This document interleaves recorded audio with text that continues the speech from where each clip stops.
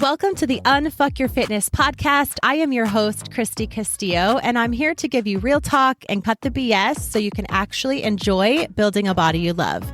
I'm a personal trainer obsessed with giving you simple action steps to take you from feeling stuck to feeling sexy. Let's go.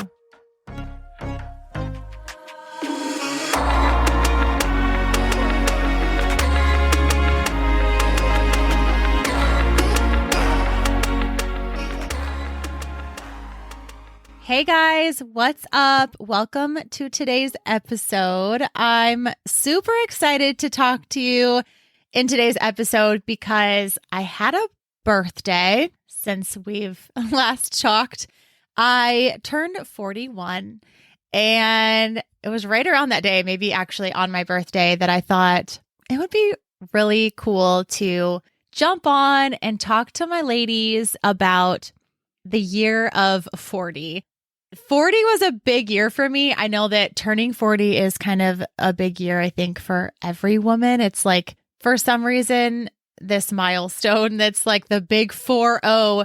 I thought it was going to be, 30 was kind of rough for me, actually. I was kind of, coming out of your 20s, that was interesting. And then coming out of my 30s, I kind of thought like 40 seemed older, like more mature. And I expected myself to change. And I did.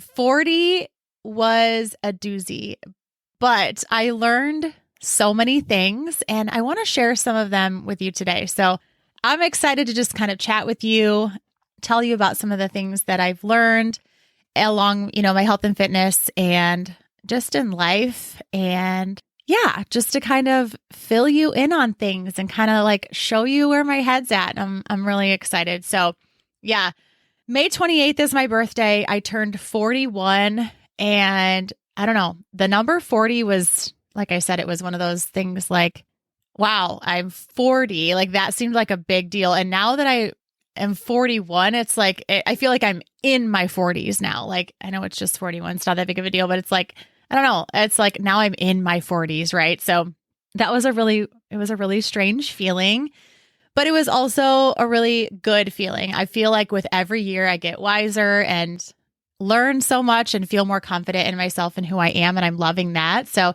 it's not like a scary birthday or anything, but I did learn a lot. And I think one of the things that I learned in a big way was that our bodies are so complex, yet so simple. I really, really realized this year that your mental, your physical, and your emotional are so connected. I never realized how much, stress played a toll on myself, how much my mindset played a toll, how much my emotions, how much they were so connected. And I really learned this year how to really dial in and not only respect my body and what it was going through and how those things are related, but also how to give myself some grace and some space to feel the things that I was feeling, work them through my body so that I was able to, push through physically. It's like I had to work through some mental, emotional things to be able to get my body to function physically better. So I learned a lot as far as just how our bodies work together in those areas. And it really was mind-blowing. And it actually made things make a lot more sense. It made me realize that we make health and fitness so much about dieting and shakes and cardio and lifting. And yes, that is fitness. Those are things that we have to talk about and things that we have to do. But in reality, this journey is not so much about the physical. The physical results come after you change the mental and the emotional.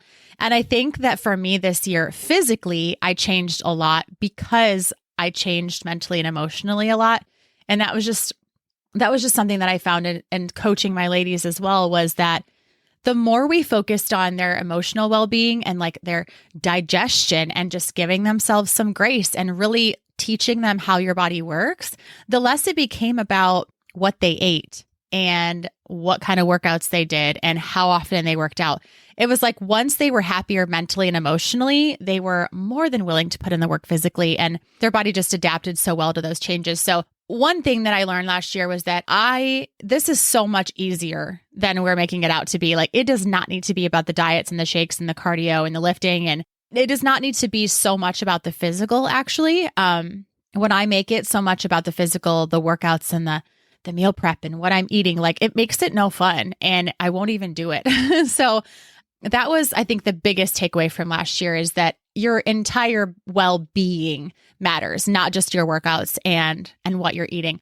Another thing that I really soaked up last year was that, ladies, we can eat way more food than we think we can, and we can thrive.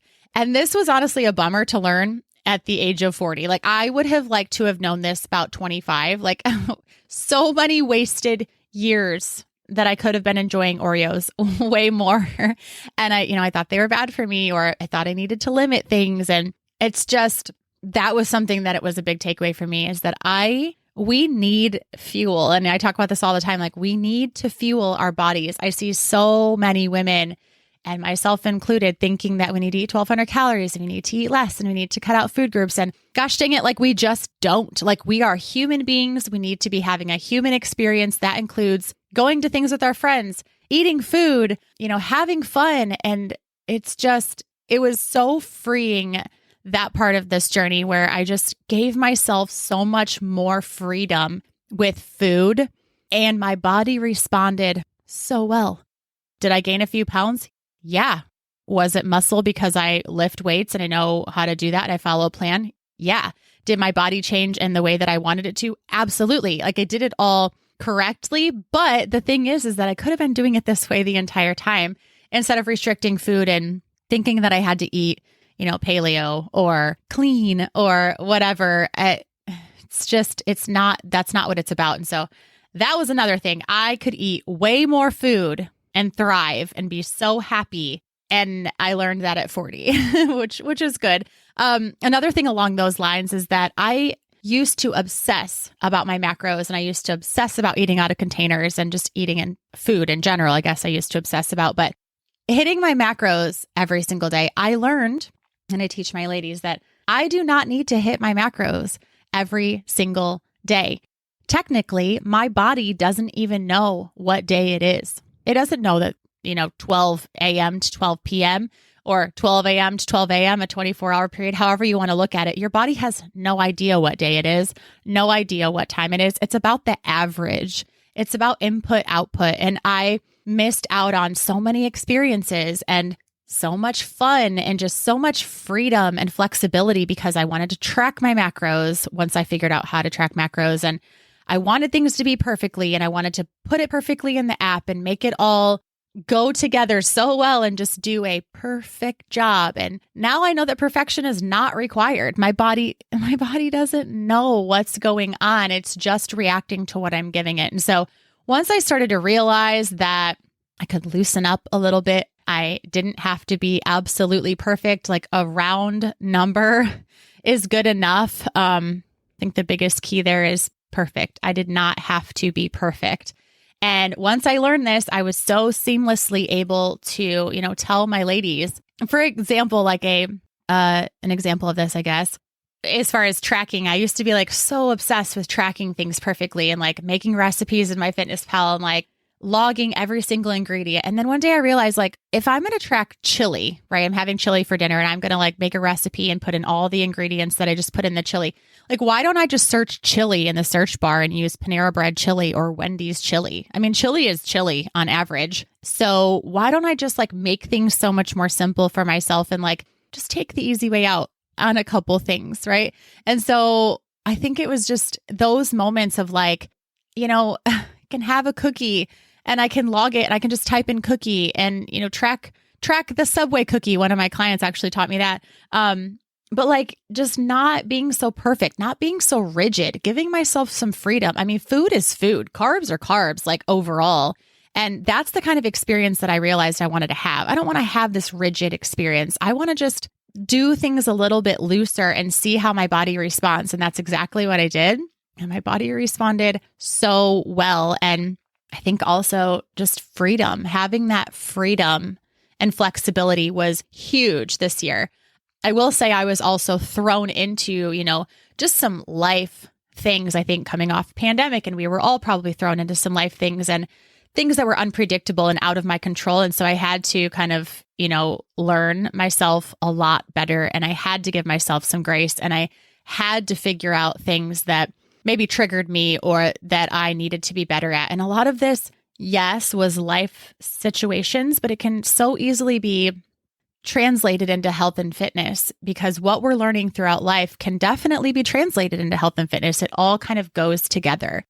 Another thing that I learned kind of along that note is everything in your life has seasons. I mean, literally the weather, your life, things are busy with, I don't know, you can break it down into like sports seasons. Your kids have sports seasons. Just different. Your life will not always look the same. In fact, it will never look the same. I always thought that, all year long, I can make things look the same. I am very much a creature of habit and routines, and I thought that I was in control of that, and I am not. And so everything in your life will have seasons, and your fitness is no exception to that. So I broke this down into kind of routines and then literally like your fitness, your body. So as far as myself, what I finally realized is that my life has seasons. Like I was saying, my kids are in sports. The sun, is not out as long in the winter. There is less time to work with. And so I needed to adapt my routine and my schedule and be like, maybe, Christy, you can't get up every single day through the year in all of these seasons at 5 a.m. to work out. It just doesn't make sense sometimes. Your body needs a break. It's not working with your schedule. Sometimes you'll need to do afternoon. Sometimes you'll need to do mid-morning. Like it just, I had to start changing with the seasons of my life. Once I started to do that, it was so much better. And I was able to give myself some grace and just kind of go with the flow. Maybe not necessarily go with the flow, but change up my routine based on the seasons. And I even went as far as to notice that what I was doing was breaking up my fitness into seasons. You should not be in a calorie deficit your entire life, every season of the year. You should not be lifting the same every season of the year. In fact, to grow a toned body, you will need to put on some muscle and put on some weight, and then go into a calorie deficit and shed some of that weight, fat, to be able to reveal that muscle. So there's literally things you need to do in your body to have a certain, body goal. But even to just, work with my schedule and what I was able to do, I have more energy in the spring and summer. I have less energy in the fall and winter. So why not and I want to eat more, honestly, in the winter and the fall, because we're just home and we don't have as much going on. So why don't I let myself eat more, lift heavier, have shorter workouts, because that's what works for me, change my body a little bit. And then in the spring, summer, I can do a little bit longer workouts. I can lift a little bit lighter. I can, change up my eating because my cravings are different. I want fruit now instead of, chili, in the winter. So things don't have to look the same all the time. We should not be training like crazy all the time. We should not be cutting calories all the time. And this helped me to have a plan, and it helped me to see certain seasons as wins and not failures. And so things get really busy for us, for example, in the spring, winter too, all the time, but really in the spring, it's like, want to be outside and there's things to do outside as a family and with friends. And then there's sporting events. And I was just running, I would say up until like even last week, I was just running myself ragged. And so I need to realize that I need to plan better with my food, or plan to eat out more, because we are literally not home hardly ever. And that's okay. I just need to plan for that and like change in my mind that like, okay, this is what we're doing right now. And this is not a lose. This is not a loss. It's a win. I just need to tweak that. And so realizing that everything has seasons, even my fitness, even my routines, my life, and just kind of going with the flow and adapting to those seasons. I think that was really huge and allowing me to see things as wins instead of losses. And it was really helpful for me to be able to turn that into a journey instead of just like a 6-week thing or a 12-week thing. Like, this is forever. And if I'm going to do it forever, it's going to have to change. Another thing I learned is that I have to work with my body, not against it. And newsflash, so do you. And so the sooner we realize this, the better. As my body, I remember thinking I actually remember hearing one time there's two parts to that. What gets you here won't get you there, right? And so your body changes, you hit a goal. What got you to that goal won't get you to the next goal. I've also heard people say, as far as age, what works for you in your 20s will not work for you in your 30s as far as getting into shape. And I wondered if what worked for me in my 30s will work for me in my 40s. I don't think it's going to, that's just a guess, based on nothing, because I'm only 41, so not all the way into my 40s yet. But I think what's important to note is that obviously as you age, your body ages. I mean, your mind ages, things just change. And to think that, as I have a lot of clients that will say, well, I used to do this, before I had kids, I did this and it worked. Well, your body is not the same now if you had children, or even if that was 15 years ago, that diet and lifestyle worked for you, well, it's not going to work for you now. That's okay. You have to just start working with your body. If your body can't digest certain things, then maybe doing a diet where you have to eat those kind of things, that's not going to work for you. If your body if you have some autoimmune issues, for example, like I did, and my body did not like cardio any longer. I didn't know what to do without cardio because that was all I was doing at the time, but my body started to hate it. So I had to work with my body and start lifting weights and taking longer rest times and, adjust my goals. And so this is not a one size fits all approach. I cannot be doing what other people are doing and expecting the results, that maybe they want a result than me, but definitely we have different bodies and different lifestyles and we're eating different foods and we are different people. And so I have to do what works with my body, and so do you. So sometimes that means getting up at 5 a.m. I really try to push that and I pay very good attention to my body. And if it says, no, you cannot work out today, you cannot get up this morning, I'm going to work with my body and just go for a walk and give it some grace that it needs. Because if I heal my body and I give it what it needs, it will continue to serve me well instead of pushing all the time and going against what my body is telling me. That was only hurting me, not only physically, but mentally and emotionally. And since those three go together so well, I was not doing myself any favors. And so that was another huge thing that I learned. I guess I probably learned all of these things for years, but putting them into practice and seeing them come to truth for me this year, that's one thing that came to truth for me this year, was that I have to work with my body, not against my body. And I can't try to do what other people are doing. That's been a really big game changer for me and for my ladies, because my clients do not all eat the same thing. They do not all eat the same amount of macros. They do not all do the same workouts. I teach them to do what works for them, because ultimately that's the only thing that's going to work for you long term. Another thing that I learned this year is that I have to be doing this for the right reasons, or I won't do it at all. I was telling a friend actually last night on the phone, we're about the same age, and we were talking about how we used to see, you hear people say once people reach a certain age, they just don't care and they're just rude and they will just pop off and, say things. And it's just, sometimes it's alarming, the things that people just feel comfortable saying, and they give no fucks is what, they just don't care. They'll just say anything. And we were talking about how we realized that women who do those kind of things, or we're not really necessarily trying to be rude. We're just comfortable in ourselves and we have boundaries and we know what works for us, and we will not allow anything or anyone that's, not working for us to get in the way. And I think that was something, side note, that I learned this year as well, is that I have set boundaries and I know what I want. I know what I can handle and what I can't. And if it's a hard no for me, it's a hard no for me. And this happened in my fitness as well. If I'm not doing this for the right reasons, I won't do it at all. If I were to be doing a workout program that I hated, I would straight up not do it. If there are foods in front of me that I do not want to be eating right now, and I know I can get my fitness goals in line eating foods that I want, I won't eat them. This has to be for the right reasons. For me, that looks like if I'm going to get up for a 5 a.m. workout, the only reason I'm going to do that is because I want to spend time with my family later in the day. That's the only reason. If I'm laying in bed at 5 a.m., my alarm goes off and I'm thinking, I just can't wait to get out there and build my abs, that's not a good enough excuse. That's not the right reason. The right reason for me is, okay, if I get up now, it'll be over with. And then if my kids ask me to do something later, a friend wants to go out to eat, I can because I've already done this. So having my priorities straight, that was very big for me.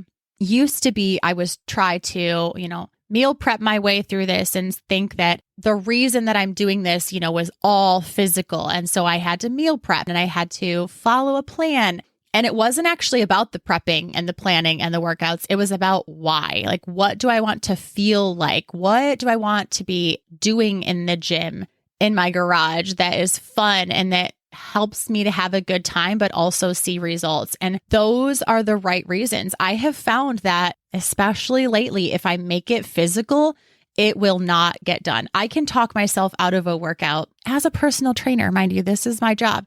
It was embarrassing for a while because it was like, why? I have no motivation to work out right now. Zero. I had no motivation to hit my macros.